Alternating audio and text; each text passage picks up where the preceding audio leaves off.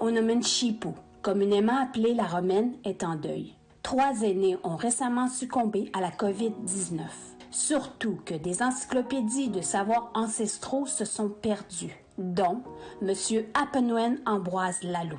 Selon Alexis Lalou, fils d'Apenwen, la famille a travaillé fort afin de faire évacuer leur père le plus rapidement possible.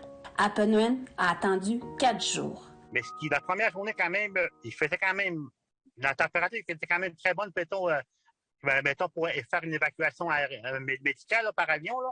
Mais sauf qu'ils ont eu de la misère à trouver un appareil pour évacuer le patient. Mais à la fin de journée, c'est là que la température, ça s'est dégradé. Puis la journée d'après, puis par après, il y a eu d'autres cas qui se sont embarqués, d'autres cas de COVID.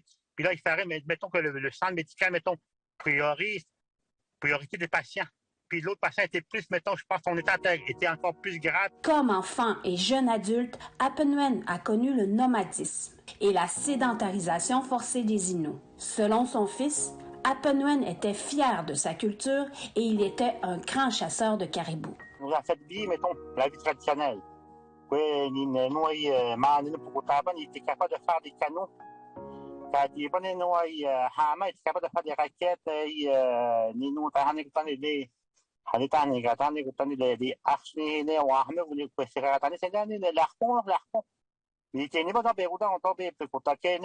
Son père lui répétait régulièrement de partager à ceux qui en ont besoin, même à ceux de la forêt, comme dans ce documentaire « Le temps d'une chasse ». Pour le chef Mike McKenzie de Uashat Makmaniutenam, il répète que les particularités sont toutes différentes d'une communauté à une autre dans la nation Innu. Il ajoute que les chefs commencent à transmettre comme message que les populations doivent vivre avec le virus. Mais je pense au niveau de la romaine, je pense qu'il y a un taux de vaccination qui est pas élevé. Fait que je pense, avec les dernières discussions que j'ai avec mon collègue chef, le chef Marc, le monde commence à reprendre la vaccination. Le monde le demande. Mais la question reste. Comment vivre avec la COVID-19 dans les communautés autochtones tout en protégeant les aînés? Alexis pense souvent à une des dernières conversations qu'il a eues avec son père. Puis là, par contre, on a bien expliqué, si mettons ton cas arrête, veux-tu qu'on te réanime? Ouais, elle nous avait dit oui, je veux être réanimé, je veux encore voir mes petits-enfants, je veux le faire pour mes petits-enfants. C'est ça qu'elle nous l'a dit. Et Alexis a tant appris de son père. Il avoue avoir des regrets.